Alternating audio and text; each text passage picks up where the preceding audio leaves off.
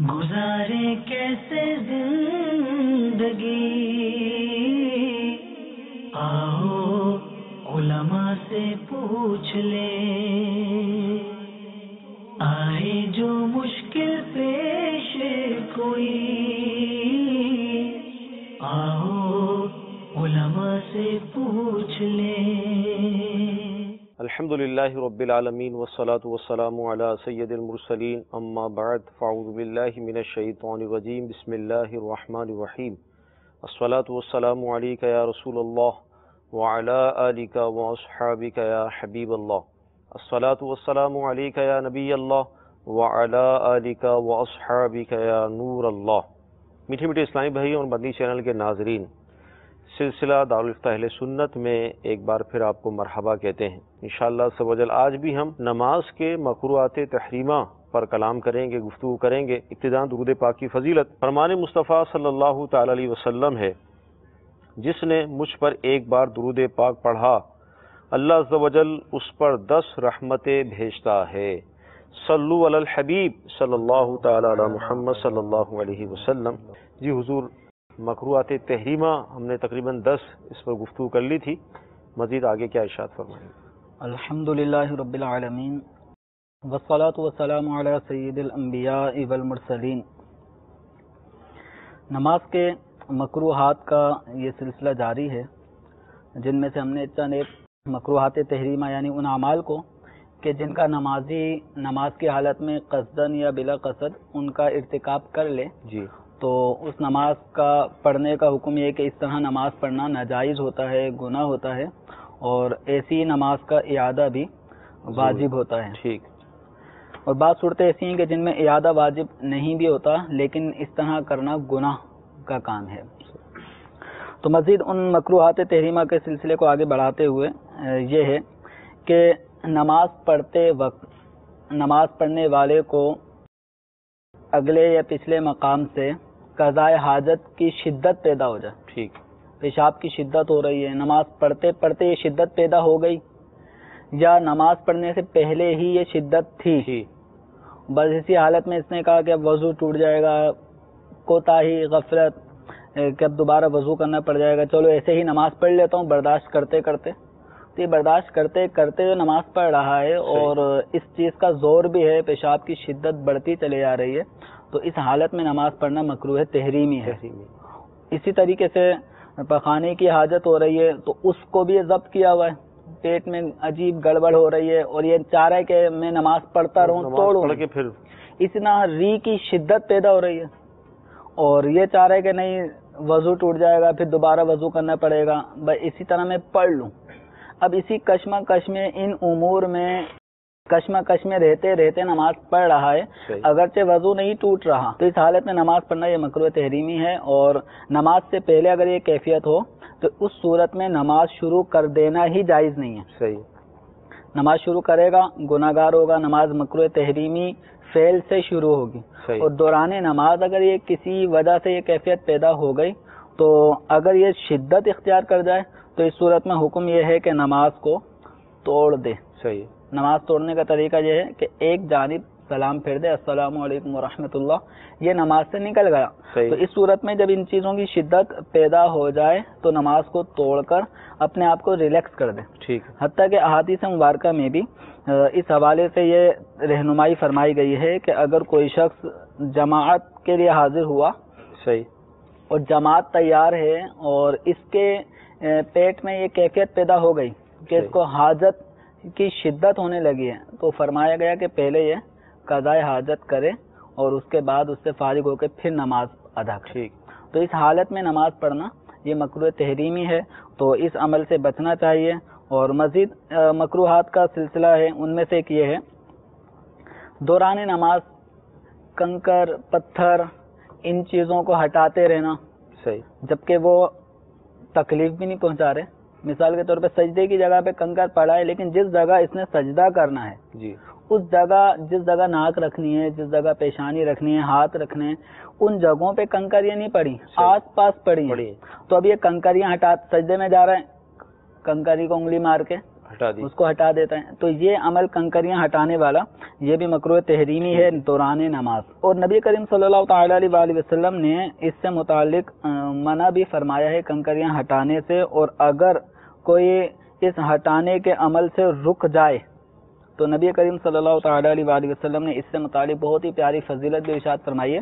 حضرت سیدنا جابر رضی اللہ تعالیٰ عنہ فرماتے ہیں کہ میں نے دوران نماز کنکری چھونے سے متعلق، کنکریاں ہٹانے سے متعلق میں نے حضور صلی اللہ تعالیٰ علیہ وسلم کی بارگاہ میں سوال کیا تو آپ صلی اللہ تعالیٰ علیہ وآلہ وسلم نے فرمایا ایک بار، یعنی اگر ہٹانے کی ضرورت پڑ رہی ہو، جیسے سجدہ نہیں ہو رہا تو ایک دفعہ میں اس کو ہٹا لیں. اور فرمایا اگر تو اس سے بھی بچے تو سیاہ آنکھ والی 100 اونٹنیوں سے بہتر ہے. سبحان اللہ. تو اونٹنیوں میں سیاہ آنکھ والی اونٹنی یہ قدر و قیمت رکھتی ہے، تو گویا 100 اونٹنیوں سے کو گویا صدقہ کرنے سے بہتر آپ نے یہ عمل کیا کہ اگر یہ کنکریاں جس کی حاجت نہیں ہے ان کو ہٹانے سے روکیں. ہاں اگر سنت کے مطابق سجدہ ادا نہ ہوتا ہو تو ایک بار ہٹانے کی اجازت ہے، اور اگر بغیر ہٹائے واجب ادا نہ ہوتا ہو، مثال کے طور پر کنکری بالکل ناک کی ہڈی جہاں پہ رکھنی ہے کنکری وہیں پہ رکھی ہوئی ہے، اب اس کو یعنی سجدہ کنکریاں متعدد پڑی ہیں، اب اگر وہ ان کو ہٹائے بغیر اس پہ سجدہ کرے گا تو ناک پہ تکلیف ہوگی. تو اب واجب کی ادائیگی ضروری ہے، یعنی ناک کی ہڈی جو سخت ہے اس کا زمین پر سجدے کی حالت میں جمنا واجب ہے. اگر واجب کی ادائیگی میں یہ کنکری حائل ہو جاتی ہے، رکاوٹ بنتی ہے، تو اس صورت میں ہٹانا واجب ہے، چاہے ایک سے زیادہ مرتبہ ہٹایا جائے. تو اگر سنت کے مطابق یعنی ہاتھ کے نیچے ہاتھوں کا زمین پہ رکھنا یہ سنت ہے. اب کنکری ہاتھوں کے نیچے ہی آ رہی ہے، اب یہ اگر کنکری رہے گی تو یہ ہاتھ صحیح طور پہ ہتھیلی کا جمنا بھی سجدے کی حالت میں یہ مسنون ہے. اب یہ ہتھیلی کے نیچے ہی کنکری ہے تو اب یہ سنت ادا نہیں ہوگی. تو اگر سنت کی ادائیگی میں یہ کنکری حائل ہے تو اس کو ایک دفعہ ہٹا دے. اور اگر واجب کی ادائیگی میں یہ کنکری حائل ہو رہی ہے، جیسے ناک کی ہڈی کا زمین پر جمنا کہ زمین کی سختی محسوس ہو، یہ واجب ہے. تو اب ہٹانا واجب ہوگا، جبکہ اس کے ہٹائے بغیر واجب ادا نہ ہوتا ہو. چھوٹے اسلام بھائی مدنی چینل کے ناظرین، آئیے آپ کی کالز کو بھی شامل کرتے ہیں. السلام علیکم ورحمۃ اللہ وبرکاتہ. وعلیکم السلام ورحمۃ اللہ وبرکاتہ. میرا تعلق بٹگرام کے علاقے سے ہے. میرا مفتی صاحب سے یہ سوال ہے کہ نظر کے متعلق یہاں بہت کنفیوژن ہے. کوئی کہتا ہے کہ یہ نظر کا تعلق ڈائریکٹ آنکھوں سے ہے، کوئی کہتا ہے کہ دل سے ہے، کوئی کہتا ہے کہ یہ ہے، کوئی وہ ہے. تو نظر کے متعلق ہمارا دین کیا کہتا ہے کہ نظر کیا لگنا یا اس پہ یقین کرنا جائز ہے یا نہیں؟ آپ ہماری رہنمائی فرما لیجیے گا. السلام علیکم ورحمۃ اللہ. وعلیکم السلام ورحمۃ اللہ وبرکاتہ. انشاءاللہ سب عرض کرتے ہیں. جی اگلی کال. السلام علیکم ورحمۃ اللہ وبرکاتہ. وعلیکم السلام ورحمۃ اللہ وبرکاتہ. میں حافظ محمد علی اتاری مانی شال سے عرض کر رہا ہوں. میرا مفتی صاحب سے یہ سوال ہے کہ نماز گھر میں باجماعت ادا کی جا سکتی ہے؟ انشاءاللہ عرض کرتے ہیں. جی اگلی کال. میرا سوال یہ تھا کہ اگر نماز کے دوران ہمارا وضو ٹوٹ جائے تو اس میں قرآن کا کیا حکم ہے؟ نماز ہمیں چھوڑ دینی چاہیے اس کے بعد؟ انشاءاللہ عرض کرتے ہیں. جی اگلی کال. السلام علیکم ورحمۃ اللہ وبرکاتہ. وعلیکم السلام ورحمۃ اللہ وبرکاتہ. محمد محسن اتاری عرب شریف ریاض سے بات کر رہا ہوں. میرا سوال ہے کہ فجر کی نماز میں جاتے وقت ہند کے لیے تو راستے میں فجر کا ٹائم ہو جاتا ہے اور 8 بج جاتے ہیں پلین لینڈ کرے تک.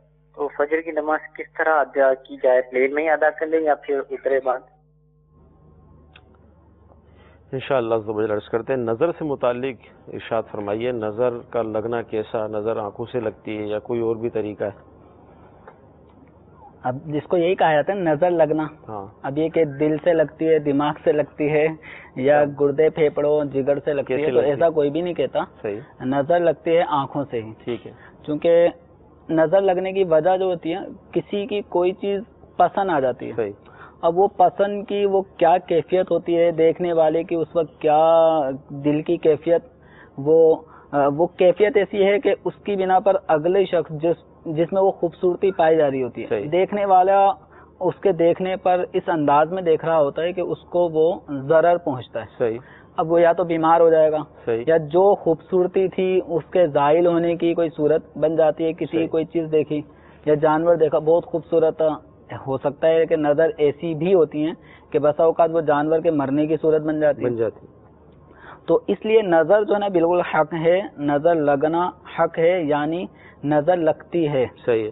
اگر کسی کو لگتی ہے تو یہ بالکل واقعی لگتی ہے. اور احادیث مبارکہ میں نبی کریم صلی اللہ تعالی علیہ وآلہ وسلم نے، یہ بخاری شریف میں یہ حدیث مبارکہ موجود ہے کتاب الطب میں، اور باب کا نام ہی یہ ہے، امام بخاری علیہ رحمہ نے قائم کیا باب العین حق، کہ باب اس بات کے بارے میں کہ عین آنکھوں کا لگنا، العین حق، آنکھوں کا لگنا، نظر کا لگ جانا حق ہے، جس کو ہم یہ کہیں نظر بد کا لگ جانا، یہ حق ہے، یعنی بالکل واقعی ایک چیز ہے. ٹھیک. تو امام بخاری علیہ رحمہ حضرت ابو ہریرہ رضی اللہ تعالیٰ عنہ سے روایت کرتے ہیں کہ نبی کریم صلی اللہ تعالیٰ علیہ وسلم نے ارشاد فرمایا العین حق، کہ نظر کا لگنا یہ بالکل حق چیز ہے، یعنی واضح واقعی ایک امر ثابت ہے. اور بسا اوقات ایسے افراد بھی حضور صلی اللہ تعالی علیہ وسلم کی بارگاہ میں آتے کہ جن کو نظر لگی ہوئی ہوتی، تو آپ صلی اللہ تعالی علیہ وسلم ان کو جھاڑ پھونک، یعنی قرآن و حدیث میں جو دعائیں آئی ہیں، ورد وظائف آئے ہیں، ان دعاؤں کو پڑھ کے دم کرنے کا بھی حکم ارشاد فرماتے، جیسے کہ حضرت سیدتنا ام سلمہ رضی اللہ تعالی عنہا، یہ بھی بخاری شریف کی حدیث مبارکہ ہے، باب رقیۃ العین، آنکھوں کے نظر بد لگ جائے تو اس کا تعویذ، اس باب کا یہ معنی ہے. تو حضرت ام سلمہ رضی اللہ تعالی عنہا ارشاد فرماتی ہیں ان النبی صلی اللہ تعالی علیہ وسلم رأى فی بیتہا جاریۃ فی وجہہا صفعہ، کہ آپ صلی اللہ تعالی علیہ وسلم نے حضرت ام سلمہ کے گھر میں جب آئے تو ایک لڑکی وہاں بیٹھی ہوئی تھی، بچی، تو اس کو زردی، اس کا چہرہ بالکل زرد ہو رہا تھا. تو نبی کریم صلی اللہ تعالی علیہ وسلم نے ارشاد فرمایا استرقوا لها فإن بهن نظرہ، کہ اس کو جھاڑ پھونک کرو، یعنی جو ورد وظائف ہیں، جو پناہ مانگنے کی دعائیں ہیں جس میں اللہ تبارک و تعالی کی بارگاہ میں پناہ مانگی گئی ہوتی ہے، تو وہ اس پہ جھاڑ پھونک کریں، دم کریں، کیونکہ اس کو تو نظر لگی ہوئی ہے. اور نبی کریم صلی اللہ تعالی علیہ وآلہ وسلم نے، حضرت عائشہ رضی اللہ تعالی عنہا فرماتی ہیں امرنی رسول اللہ صلی اللہ تعالی علیہ وسلم ان یسترقی من العین، کہ نظر بد لگ جانے کی صورت میں آپ صلی اللہ تعالی علیہ وسلم یہ دم کرنے کے بارے میں حکم فرماتے تھے کہ دم کیا کریں. تو یہ نظر کا لگنا بالکل حق ہے، اور نظر بد سے بچنے کے لیے بھی احادیث مبارکہ میں وظائف بیان کیے گئے ہیں. اور جس کی کوئی چیز پسند آ جائے تو بسا اوقات پسند آنے، جس کو پسند آ رہی ہے اس کو بھی پتہ نہیں ہوتا کہ میری نظر لگ جائے گی. بسا اوقات اپنی چیز ہی انسان کو اتنی پسند آتی ہے کہ یہ بچہ اپنا بہت اچھے کپڑوں میں دیکھا تو اپنے بچے کو دیکھ کے باپ کی نظر لگ سکتی ہے، ماں کی نظر لگ سکتی ہے، بہن بھائیوں کی لگ سکتی ہے. تو نظر لگنا بالکل حق ہے. تو اس کے ازالے اور اس کو دور کرنے یا نظر بد سے بچنے کے احادیث میں وظائف بھی بیان کیے گئے ہیں، جیسے کہ بہار شریعت میں در مختار کے حوالے سے یہ بیان کیا گیا کہ نبی کریم صلی اللہ تعالی علیہ وسلم ارشاد فرماتے ہیں کہ جب اپنی یا کسی مسلمان بھائی کی کوئی چیز پسند آئے تو برکت کی دعا کرے. کیا دعا کرنی ہے؟ تبارک اللہ احسن الخالقین، تبارک اللہ احسن الخالقین اللہم بارک فیہ، تبارک اللہ احسن الخالقین اللہم بارک فیہ. اور یہ دعا پڑھنے کی برکت یہ ہوگی کہ نظر سے محفوظ رہے گا. یعنی جو بھی چیز ہے، چاہے وہ زندہ ہو یا جانور ہو یا کوئی بے جان چیز ہو، تو انشاءاللہ نظر بد سے محفوظ رہے گا. اسی طرح ایک اور روایت میں فرمایا گیا جس میں آپ صلی اللہ تعالی علیہ وسلم نے گویا کسی کی کوئی چیز پسند آنے پر اس کے لیے دعائے برکت نہ کرنا یا ایسی نظر سے دیکھنا جس سے نظر لگ جائے، تو اس پہ آپ صلی اللہ تعالی علیہ وسلم نے گویا تنبیہ کرتے ہوئے فرمایا، جس کا خلاصہ یہ ہے کہ تمہیں کیا ہے کہ کسی کی کوئی چیز تمہیں پسند آ جائے تو تم یہ کہہ دو ماشاء اللہ لا قوت الا باللہ. کسی کی کوئی چیز پسند آ جائے تو تمہیں کیا ہے، تمہارا کیا جاتا ہے کہ ماشاء اللہ لا قوت الا باللہ کہہ لو. کہ اس کا فائدہ یہ ہوتا ہے کہ دیکھنے والے کی نظر اس اچھی چیز کو متاثر نہیں کرتی، تو اس کی جو بھی اچھائی ہوتی ہے وہ نظر بد کا شکار نہیں ہوتی. نظر اونٹ کو دیگ میں اور بندے کو قبر میں پہنچا دیتی ہے. اور بعض اوقات ہم سے یہ غلطیاں ہوتی ہے کہ ہم بے جا اپنی نعمتوں کا اظہار بھی کرتے ہیں، اپنی تنخواہیں بتا رہے ہوتے ہیں، آج میرے ساتھ یہ ہو گیا، آج وہ ہو گیا، یہ نعمت مل گئی، وہ نعمت مل گئی. تو ضرورتاً کبھی کوئی پوچھ لے، یعنی آگے پیچھے دیکھ کر نعمتوں کا اظہار ہونا چاہیے. بے جا نعمتوں کا اظہار کرنا یہ بھی بعض اوقات نظر کا لگنے کا سبب بن جاتا ہے. اسی طرح جب کوئی چیز ہمیں پسند آئے، اپنے بچوں کو ہم دیکھتے ہیں یا کوئی بھی چیز اچھی ہم نے دیکھی، تو اس وقت ماشاء اللہ عز و جل ہمیں کہنا چاہیے جس کی برکت سے نظر نہیں لگتی. گھر میں جماعت کر سکتے ہیں؟ اس حوالے سے ارشاد کریں. اس میں یہ دو صورتیں ہیں. ایک تو یہ ہے کہ قریب میں مسجد ہے اور سنی صحیح العقیدہ امام وہاں پر موجود ہیں، ان کے پیچھے نماز پڑھنے میں کوئی شرعی خامی قباحت بھی نہیں ہے، پھر بھی جان بوجھ کر اس جماعت کو ترک کیا جا رہا ہے اور گھر میں اکیلے یا جماعت کے ساتھ نماز پڑھی جا رہی ہے، تو یہ طریقہ غلط ہے. اور اس میں جبکہ وہ جماعت میں کوئی شرعی خامی بھی نہیں ہے، امام کے اندر کوئی ایسی شرعی قباحت خامی بھی نہیں ہے، تو اب جماعت کو چھوڑنا یہ جائز بھی نہیں ہے اور ترک جماعت کا گناہ بھی ملے گا. ہاں اگر کسی عذر کی بنا پر، دوسری صورت یہ کہ کسی عذر کی بنا پہ جماعت فوت ہو گئی، اب یہ نماز پڑھنا چاہ رہے ہیں تو گھر میں بھی جماعت کا اہتمام کیا جا سکتا ہے. اور اگر تیسری صورت یہ ہے کہ اگر امام کے اندر کوئی واقعتاً ایسی شرعی خامی موجود ہے کہ جس کی وجہ سے اس کے پیچھے نماز پڑھنا مکروہ تحریمی ہو یا اس کے پیچھے نماز ہی ادا نہ ہوتی ہو، قرات ہی غلط کرتا ہو جس سے معنی فاسد ہو جاتا ہو، یا فرائض کی ادائیگی میں بہت زیادہ کوتاہی کرتا ہو جس سے کوئی فرض ادا ہونے سے رہ جاتا ہو، تو ایسی صورتوں میں اگر امام کو سمجھایا گیا نہیں مانتا، تو ایسی صورت میں اب اگر یہ اپنی جماعت اکیلے پڑھ لیں یا جماعت کا اہتمام کر کے گھر میں یا مسجد میں جماعت ثانیہ کی صورت میں اگر کر لیں تو اس میں کوئی شرعی مذائقہ نہیں ہے. ٹھیک. نماز میں اگر وضو ٹوٹ جائے تو کیا کریں؟ وضو ٹوٹ جائے تو اب کھڑے نہیں رہنا. یہ نہیں کہ شرما حضوری میں وہیں پہ کھڑے میں یا نماز کنٹینیو جاری رکھی ہوئی ہے کہ بعد میں اب پڑھ لوں گا. تو نمازی جب وضو اس کا ٹوٹ جائے تو اب اس کے لیے یہ بات ناجائز ہے کہ نماز کی حالت میں آگے کنٹینیو اعمال بجا لاتا رہے، یہ گناہ گار ہوگا. ایسی صورت میں حکم یہی ہے کہ فوری طور پہ جس حالت میں بھی وضو ٹوٹا ہے اس حالت سے نکل کر وضو کرنے کے لیے جائے گا. ٹھیک. یہ نماز کو جاری رکھے گا تو گناہ گار ہوگا کہ بے وضو نماز پڑھنا بہت سخت گناہ ہے اور بعض صورتوں میں کفر تک بھی یہ معاملہ لے جاتا ہے. جہاز کے اندر ہیں، پلین میں، فجر کی نماز کا وقت ہو گیا. اب اس میں یہی ہے کہ فجر کی نماز ہو یا ظہر یا کوئی سی بھی نماز کا وقت آ جائے اور جہاز کے اندر ہیں تو ابھی چونکہ زندہ ہیں، جب تک زندہ ہیں، جب تک مکلف ہیں، عقل و ہوش سلامت ہیں، نماز پڑھنی ہوگی. تو جہاز میں ہو یا پانی کے جہاز میں ہو یا آبدوز میں ہو یا گھر میں ہو، نماز کا جب وقت آ جائے تو نماز ادا کرنی ہے. اب یہ ہے کہ فجر کی نماز ہو یا کوئی سی بھی نماز، سمت قبلہ ڈائریکشن کعبۃ اللہ شریف کی، یہ اس کی طرف رک کر کے نماز پڑھنی ہے. اور کھڑے ہو کر نماز پڑھنا ممکن ہے تو بیٹھ کر نماز نہیں پڑھ سکتے، یہ کھڑے ہو کر نماز پڑھنی ہوگی. ٹھیک ہے. مدنی چینل کے ناظرین، مکروہات تحریمہ پر ہماری گفتگو چل رہی ہے، آئیے ہم مزید کچھ سنتے ہیں. نماز کے مکروہات میں سے ایک مکروہ ہے انگلیوں کو چٹکانا. ٹھیک. بڑے مزے سے لوگ انگلیاں چٹکاتے رہتے ہیں، اور بلکہ انگلیاں کیا، گھٹنے چٹکانا، کمر کی ریڑھ کی ہڈی، گردن چٹکانا، یہ مطلب کچھ نہ کوئی ہڈیاں چٹکاتے رہنے کا ایک معمول بنتا جا رہا ہے. صحیح. تو نماز کی حالت میں انگلیاں چٹکانا، جسم کی ہڈیوں کو چٹکانا، اس کی اجازت نہیں ہے. بالخصوص یہ انگلیاں چٹکانے کے حوالے سے یہ نماز کے مکروہات تحریمہ میں سے ایک عمل ہے. صحیح. رکوع سجود میں جاتے آتے خود بخود پاؤں کی انگلی چٹک جائے یا ہاتھوں کی انگلی، یہ جوڑ اگر چٹک جائیں تو اس میں کوئی کراہت نہیں ہے. جان بوجھ کر انگلیاں چٹکانا یا پاؤں کی، ہاتھوں کی، یہ مکروہ تحریمی ہے کہ نبی کریم صلی اللہ تعالی علیہ وآلہ وسلم نے نماز کی حالت میں انگلیاں چٹکانے سے منع فرمایا ہے. بلکہ نماز تو نماز، جب نماز کے لیے چل رہا ہے کوئی انسان، نماز کے لیے جاتے ہوئے بھی انگلیاں چٹکانے سے آپ صلی اللہ تعالی علیہ وآلہ وسلم نے منع فرمایا ہے. تو نماز کی حالت میں بھی نہیں چٹکانی، اور نماز کے انتظار میں اگر بیٹھے ہیں جب بھی نہیں چٹکانی، یہ سنتیں پڑھ کے بیٹھے ہیں، انگلیاں چٹکا رہے ہیں، تو یہ انگلیاں چٹکانا اس حالت میں بھی، جب کبھی نماز کے انتظار میں بیٹھے ہیں، فارغ ہیں، تو اس حالت میں بھی انگلیاں چٹکانا مکروہ تحریمی ہے.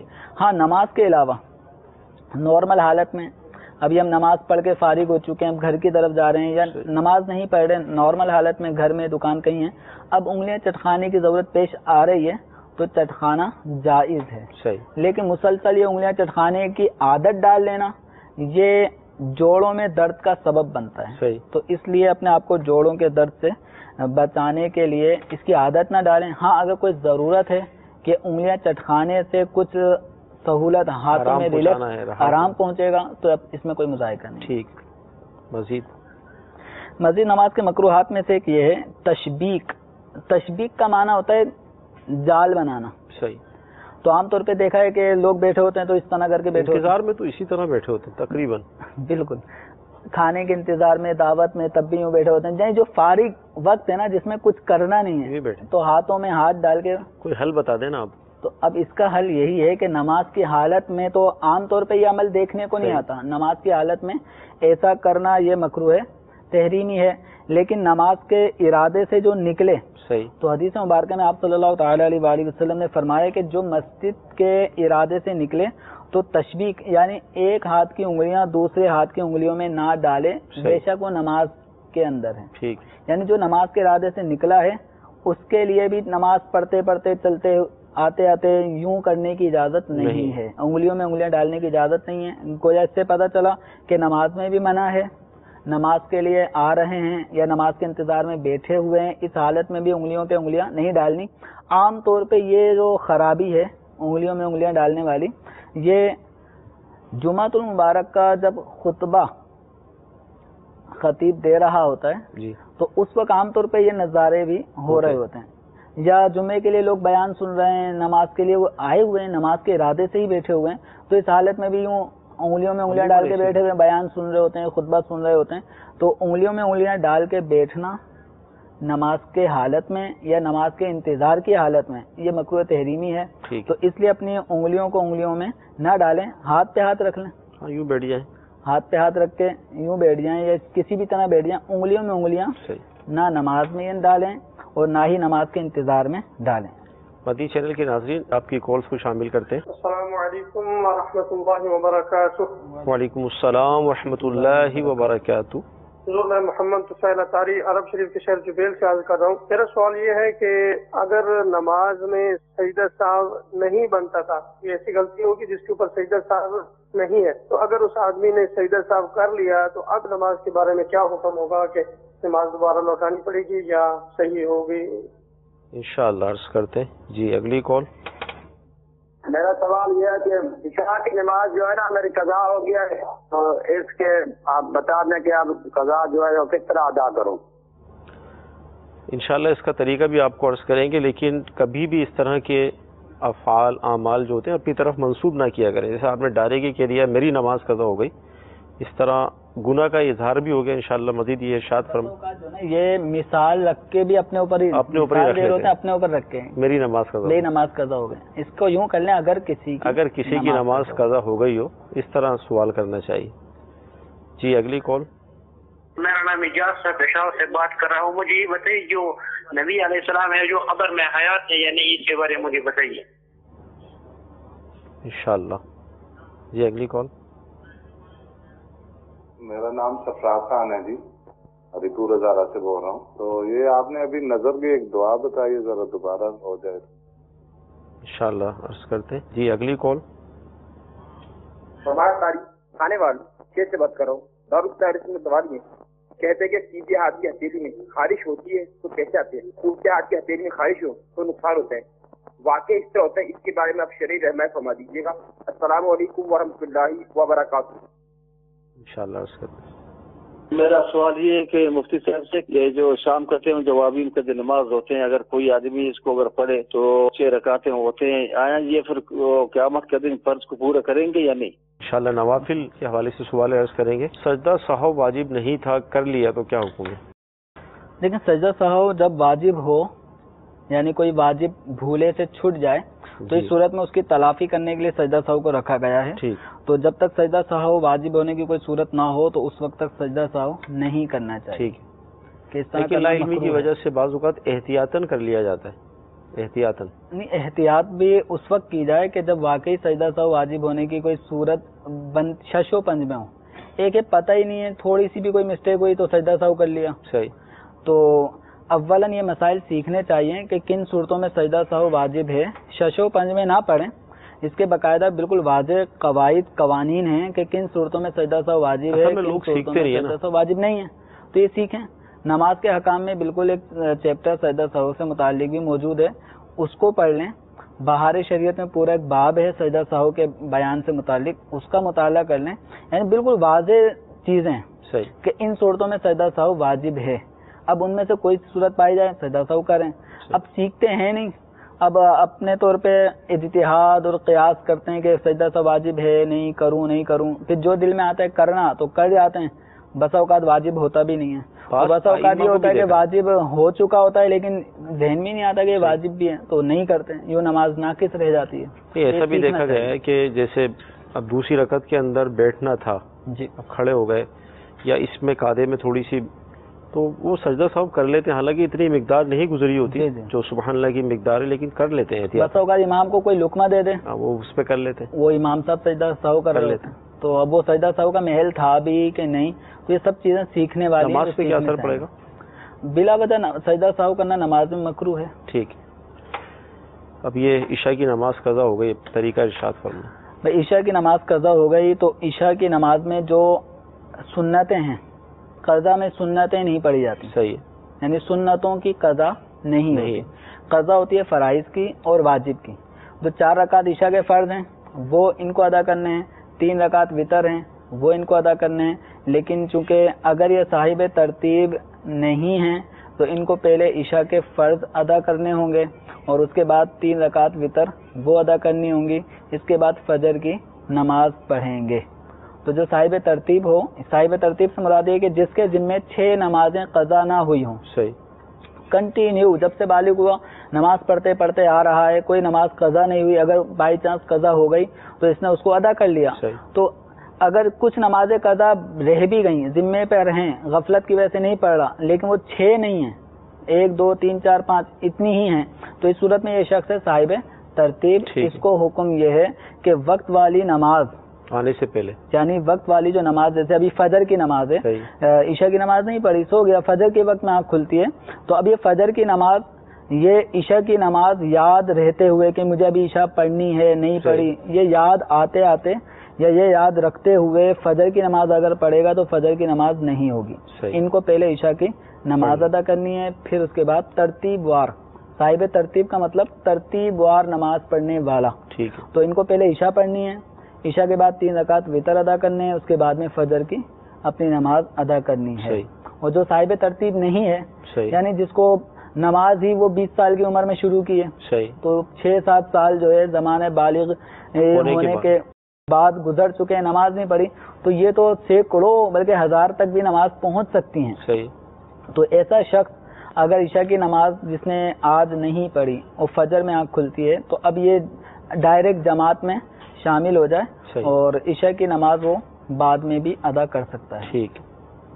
انبیاء کرام کے حوالے سے ارشاد فرمائیں، حیات ہیں، کیا فضائل ہیں؟ انبیاء کرام علیہم الصلاۃ والسلام بالکل حیات ہیں، اور ان کو جو وفات ہے ایک وعدہ الہی کی تکمیل کے لیے، کل نفس ذائقۃ الموت، ہر ذی نفس کو موت کا مزہ چکھنا ہے، تو ہر جان موت کا مزہ چکھے گی. تو یہ وعدہ الہی کی تکمیل کے لیے انبیاء کرام علیہ الصلوۃ والسلام کی بارگاہ میں موت کی حاضری ہوئی. لمحہ بھر کے لیے ان کی روح مبارکہ کا ان کے جسم اطہر سے انقطاع کر کے پھر فوراً ان کے جسم اطہر میں اس روح کو داخل کر دیا گیا. تو انبیاء کرام علیہ الصلوۃ والسلام حیات ہیں، اپنی قبور میں حیات ہیں. یہ صرف زبانی باتیں نہیں ہیں بلکہ احادیث مبارکہ میں اس کا ثبوت موجود ہے. حضرت سیدنا انس رضی اللہ تعالی عنہ، یہ بیہقی شریف میں امام بیہقی علیہ رحمۃ نے تو پوری حیات انبیاء سے متعلق ایک کتاب لکھی ہے، جس میں انبیاء کرام علیہ الصلوۃ والسلام کی حیات کو انہوں نے قرآن و احادیث سے ثابت کیا ہے، پوری ایک کتاب لکھی ہے. اور امام بیہقی علیہ رحمہ نے اس روایت کو صحیح قرار دیا ہے، جو بھی میں روایت کے الفاظ پڑھنا جا رہا ہوں. اس کو مسند ابی یعلا میں بھی نقل کیا گیا ہے، اور امام بیہقی رحمۃ اللہ علیہ نے اپنے رسالے میں بھی نقل کیا ہے، جامع صغیر میں امام سیوطی علیہ رحمہ نے نقل کیا ہے. اور اس روایت کے الفاظ یہ ہیں، الانبیاء احیاء فی قبورہم یصلون، کہ انبیاء کرام علیہ الصلوۃ والسلام اپنی قبور میں زندہ ہیں اور نماز بھی ادا کرتے ہیں. یصلون اس کا ایک معنی یہ بھی کیا گیا ہے کہ وہ ذکر و اذکار تسبیحات وغیرہ پڑھتے ہیں اور یہ کام زندہ ہی کرتا ہے. تو اتنا ہی کافی تھا. الانبیاء احیاء فی قبورہم اتنا بھی کافی تھا. لیکن مزید ان کی حیات پر ایک اور دلیل یصلون کہ وہ نماز بھی ادا کرتے ہیں. اب اس کا معنی نماز بھی لیا جا سکتا ہے اور یصلون کا ایک معنی ذکر و اذکار تسبیحات پڑھنا یہ بھی شارحین نے بیان فرمایا ہے.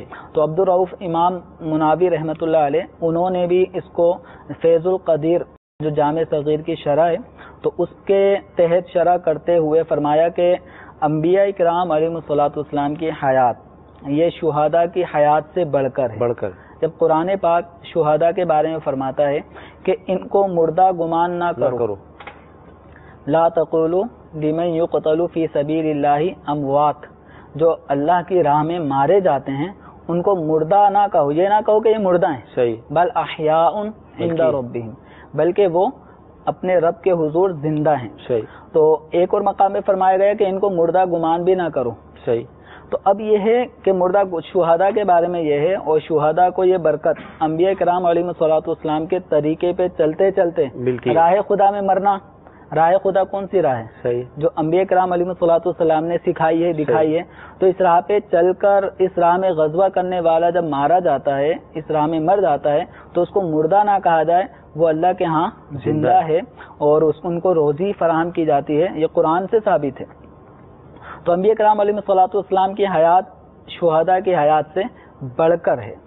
اور مزید اس پر یہ مسلم شریف کی یہ روایت کے الفاظ ہیں مررت بموسیٰ لیلۃ اسریٰ بی کہ جس رات مجھے سیر کرائی گئی شب معراج کا اس واقعے کا اشارہ ہے کہ جس رات مجھے سیر کرائی گئی مسجد حرام سے مسجد اقصیٰ کی جانب تو فرمایا مررت بموسیٰ تو میرا گزر موسیٰ علیہ الصلوۃ والسلام پر ہوا عند الکثیب الاحمر سرخ ٹیلے کے پاس.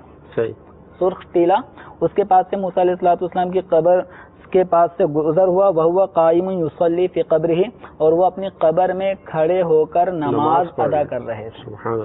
تو یہ مسلم شریف میں باقاعدہ امام مسلم علیہ رحمہ نے جہاں پہ معراج شریف کا ذکر فرمایا ہے اس باب کے تحت اس کو نقل فرمایا. تو نبی کریم صلی اللہ تعالی علیہ وآلہ وسلم حضرت موسیٰ علیہ السلام کو قبر میں نماز پڑھتے ہوئے دیکھ رہے ہیں. اس واقعے میں بہت زیادہ معجزات کا بھی ظہور ہے کہ ہم اپنے ہی عزیز کی قبر جس کو کل دفنایا تھا کل کو بھی چھوڑیں آج ہی اپنی آنکھوں کے سامنے ہم نے جس کو دفنایا ہے اب اس مردے پہ کیا بیت رہی ہے ہمیں نہیں پتا. تو ایک تو نگاہ کہ موسیٰ علیہ الصلوۃ والسلام کی قبر کو دیکھ لینا اور سفر معراج کی جو رفتار تھی بہت رفتار براق پہ وہ سفر ہوا. پھر اندھیری رات میں یہ سفر ہو رہا ہے. ایک پھر سرخ ٹیلا نبی کریم صلی اللہ تعالی علیہ وسلم کا حضرت موسیٰ علیہ السلام کی قبر کے پاس سے گزر. سفر معراج کے علاوہ اور کہیں ہمیں ایسا تذکرہ نہیں ملتا کہ آپ صلی اللہ تعالی علیہ وسلم کہیں سفر پہ جا رہے تھے اور موسیٰ علیہ السلام کی قبر بھی ملاحظہ کی ہو. یعنی سفر معراج سے ہٹ کر کوئی اس طرح کا زیارت کرنے کا ہمیں تذکرہ نہیں ملتا. تو سفر معراج میں یہ ذکر ملا. تو موسیٰ علیہ الصلوۃ والسلام کی قبر کو بھی دیکھتے ہیں اور قبر میں یہ بھی ملاحظہ فرما رہے کہ موسیٰ علیہ السلام کھڑے ہیں وہ کھڑے ہو کر کیا کر رہے ہیں نماز پڑھ رہے ہیں. تو نماز پڑھنا یہ زندہ ہونے کی علامت کھڑا ہونا یہ بھی زندہ ہونے کی علامت. تو انبیاء کرام علیہ الصلوۃ والسلام اپنی قبور میں زندہ ہیں. ان کی حیات شہیدوں کی حیات سے بڑھ کر کہ شہید اگر اس دنیا سے جاتا ہے تو اس کی بیوی کیا کہلاتی ہے بیوہ کہلاتی. ٹھیک ہے شہید کا ترکہ بڑھ جاتا ہے اس کے ورثاء اس کے مال میں حقدار ہو جاتے ہیں. اس کی بیوی اب عدت گزارنے کے بعد جہاں چاہے نکاح کر سکتی ہے. لیکن انبیاء کرام علیہ الصلوۃ والسلام کی جو ازواج ہیں وہ انبیاء کرام علیہ السلام کے وصال کے بعد ان کا کسی اور سے نکاح نہیں ہوتا. ان کا ترکہ تقسیم نہیں ہوتا. ترکہ اس کا تقسیم ہوتا ہے جو مر جاتا ہے جس کا اپنے مال پہ کوئی حق نہ رہا. تو انبیاء کرام علیہ الصلوۃ والسلام حیات ہیں. یہ علماء نے دلائل کے طور پہ ان باتوں کو ذکر فرمایا ہے کہ انبیاء کرام علیہ الصلوۃ والسلام کی حیات پر یہ باتیں دلیل ہیں کہ ان کی ازواج کسی اور سے نکاح نہیں کر سکتے. ان کا مال بطور ترکہ تقسیم نہیں ہوتا. ہاں ان کے اموال کو وہ راہ خدا میں وہ صدقہ کر جاتے ہیں ترکے کے طور پہ نہیں بڑھتا. تو انبیاء کرام علیہ الصلوۃ والسلام حیات ہیں اور اس پر امام جلال الدین سیوطی شافعی رحمۃ اللہ علیہ نے بھی باقاعدہ حیات انبیاء سے متعلق ایک کتاب لکھی ہے. امام بیہقی علیہ رحمہ نے لکھی ہے اور بھی علماء اہل سنت نے اس موضوع پر بہت ہی مدلل مفصل کتابیں لکھی ہیں. ان کا مطالعہ کیجیے انشاءاللہ. یہ جو انبیاء کرام علیہ الصلوۃ والسلام کے بارے میں اگر کسی کو وہم ہوتا ہے کہ وہ ان کی قبریں وہ قبروں میں ہماری طرح اس طرح کی اگر کسی کو یہ وسوسہ آتا ہے تو اس کی انشاءاللہ کاٹ ہوگی. اور بلکہ ایک حدیث مبارکہ جو ابن ماجہ شریف کی ہے کہ نبی کریم صلی اللہ تعالی علیہ وسلم سے درود شریف سے متعلق پوچھا گیا اور آپ صلی اللہ تعالی علیہ وسلم نے روز جمعہ درود کی ترغیب دلائی. تو صحابہ کرام علیہم رضوان نے عرض کیا کہ آپ کے وصال کے بعد پھر کس طرح درود آپ پہ پڑھا جائے. تو آپ صلی اللہ تعالی علیہ وسلم نے فرمایا ان اللہ حرم علی الارض ان تأکل اجساد الانبیاء کہ اللہ تعالیٰ نے زمین پر اس بات کو حرام کر دیا ہے کہ وہ انبیاء کرام علیہ الصلوۃ والسلام کے جسموں کو کھائے. جسم کھانے کا مطلب یہ ہے کہ ان کے جسموں کو مٹی بنا دے. اس بات کو حرام کر دیا گیا ہے زمین پر کہ وہ انبیاء کے جسم کو نہیں کھا سکتی, یعنی انبیاء کے جسم مٹی نہیں بن سکتے. فرمایا فنبی اللہ حی یرزق, اللہ کا نبی تو زندہ ہوتا ہے اور روزی دیا جاتا ہے, ان کو روزی فراہم کی جاتی ہے. تو اس لیے انبیاء کرام علیہ الصلوۃ والسلام کی حیات بالکل واضح ہے, اس میں کوئی دوسری رائے نہیں ہے.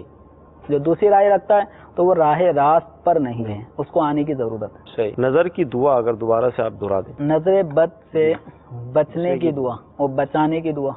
اس میں یہ کہ جب کسی حدیث شریف میں فرمایا گیا کہ جب اپنی یا کسی مسلمان بھائی کی کوئی چیز پسند آئے تو برکت کی دعا کرے, یہ کہے تبارک اللہ احسن الخالقین اللہم بارک فیہ. صحیح. ایک دعا تو یہ ہے اور دوسری دعا ہے ما شاء اللہ لا قوت الا باللہ. کافی آسان ہے, یہ آسان ہے. ماشاء اللہ کہتے ہیں, لا حول ولا قوت الا باللہ یہ بھی کہا جاتا ہے. تو یوں کہنا ہے ما شاء اللہ لا قوت الا باللہ. ہاتھ میں کھجلی اگر ہوتی ہے سیدھے ہاتھ میں تو پیسے آنے کا ہے اور الٹے ہاتھ میں ہو تو پیسے جانے کا. کیا دیکھیں اس طرح کی کوئی باتیں جو نا وہ شریعت مطہرہ سے ثابت نہیں ہیں, یہ سب لوگوں کی قیاس آرائیاں ہوتی ہیں. بس اوقات ایک آدمی کے سیدھے ہاتھ میں کھجلی مچی جا رہی ہے, مچی جائے خارش کی وجہ سے, نوٹ آنے کے بجائے سیدھے ہاتھ میں مچ رہی ہے, نوٹ آنے کے بجائے جانے والی صورت بنی ہوئی ہے. تو یہ ہاتھوں میں کھجلیاں ہو جانا, پاؤں میں کھجلیاں ہو جانا, یا سیدھی آنکھ پھڑک جائے تو یہ چیز پھڑکنے لگ گئی تو یہ ہو رہا ہے تو کوئی مصیبت آنے والی ہے, تو یہ سب ہیں توہمات. صحیح. اور شریعت مطہرہ ان توہم پرستی کی اجازت نہیں دیتی. اسی طرح اوابین کے جو نوافل ہیں یا اور بھی نوافل ہیں تو کیا کل قیامت کے دن یہ فرائض میں تبدیل ہو جائیں گے, کیا ہوگا اس حوالے سے؟ دیکھیں اس میں یہ ہے کہ نوافل جو ہوتے ہیں جی اگر فرائض ذمے پر باقی ہیں, اگر کوئی قضاء عمری نہیں کرتا, نوافل کا اہتمام کیا جا رہا ہے, تہجد بھی پڑھتا ہے, اشراق و چاشت اوابین بھی پڑھتا ہے, تو یہ پڑھنے کا عمل جائز ہے. صحیح. لیکن ذمے پر قضاء عمری باقی ہے, برسہ برس کی نمازیں جو ادا نہیں کی وہ ادا کرنا باقی ہیں.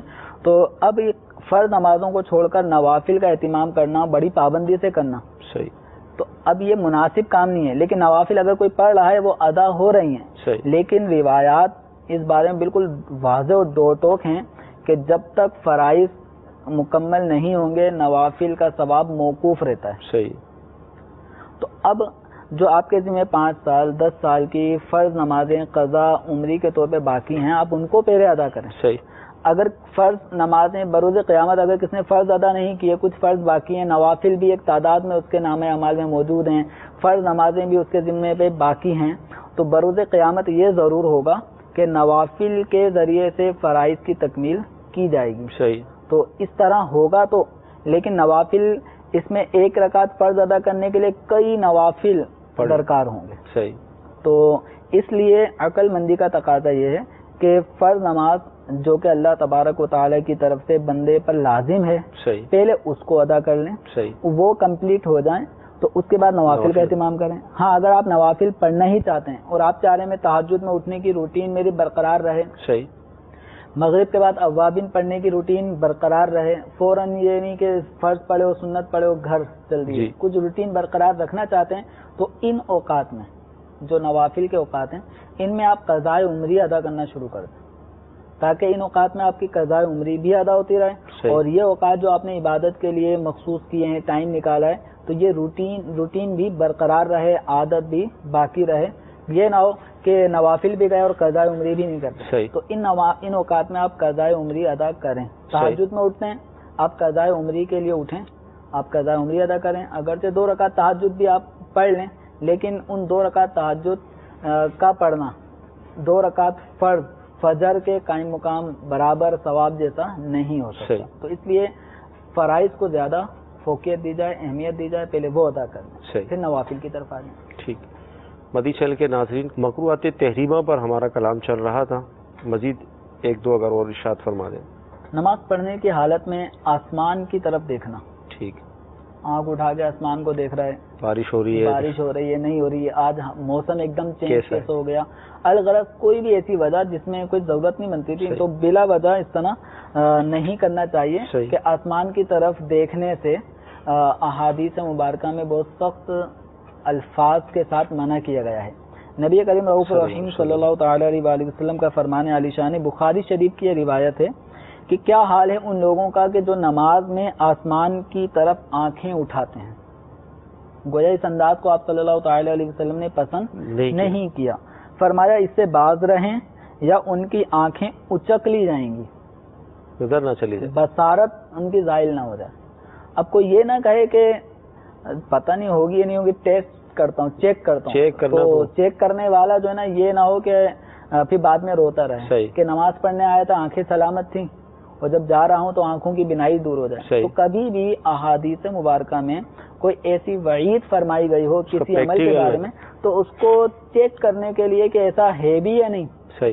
اب اگر وہ اس حدیث مبارکہ کی تصدیق ہو گئی اور اس کا نشانہ آپ کی ذات بن گئی، پھر زندگی بھر کے لیے آپ رسوا بھی ہوں گے، لوگوں کو بتائیں گے کہ یار ایسا ہوا تھا. تو اس حدیث کی صداقت پہ ہمیں کوئی شبہ نہیں ہے، لیکن اس کی تصدیق نہ کروائیں. تو جن اعمال سے احادیث مبارکہ میں منع کیا گیا اور وعیدیں اور دنیا میں اس کی کوئی نقصان کی ہمیں انڈیکیٹ کر دیا گیا کہ اس کا یہ نقصان ہو سکتا ہے، تو کبھی بھی تجربہ نہ کریں.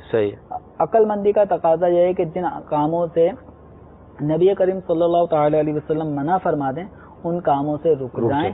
اور یہ حکم خدا بندی بھی ہے، وما نہاکم عنہ فانتہوا، کہ جن امور سے نبی کریم صلی اللہ تعالی علیہ وسلم منع فرما دیں فانتہوا، ان کاموں کو چھوڑ دو. تو نماز کی حالت میں آسمان کی طرف نہیں دیکھنا چاہیے.